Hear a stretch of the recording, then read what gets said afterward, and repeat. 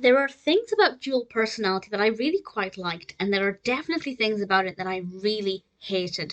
This is the 1966 Tom and Jerry cartoon directed by Chuck Jones and Maurice Noble, and I have a very mixed response to Chuck Jones' Tom and Jerry's. Sometimes I think they're okay, sometimes I think they're pretty terrible. This one is kind of in the middle of that. The things I liked, I actually really enjoyed, but the things that I hated, I really hated. And I'll get the whinging out of the way first. I'll talk about the narrative and the setup in a moment, but just the thing that I hated the most are the noises. Jerry's got the most ridiculous laugh ever, and Tom has some weird noises, and it just sounds horrendous. And it's not even just the fact that I prefer them as silent characters, it is also the fact that I think the noises are just really terrible and not funny, they're not cute, they just don't fit with the characters at all. So that's the only real thing that I didn't like about it.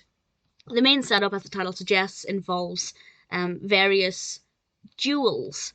So they're both doing the exact same thing to each other. They're both sword fighting. Jerry's is more of a hook than a sword.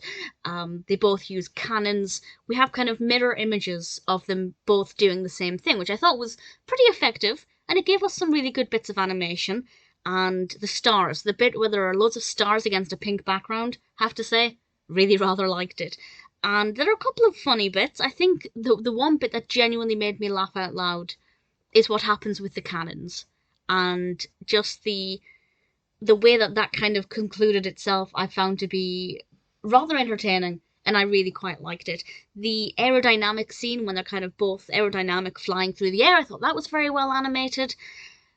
There were definitely bits that I liked, and I liked the fact that they were both doing very similar things, where each of them using the same equipment or the same tools. You do have to suspend disbelief because we can see Tom huffing and puffing as he's dragging this heavy cannon, and Jerry's able to also drag the same cannon, but seemingly with just as much effort. Not realistic, but completely irrelevant. It would have been better if maybe Jerry was pushing a small cannon. Maybe if the small cannon had, like, crippled Tom by blasting against his kneecaps or something.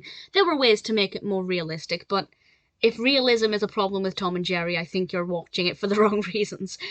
I liked bits of it. It was well animated. There were some funny moments. But honestly, I would have rather have watched it with the sound off, because the sounds they make are just really, really irritating.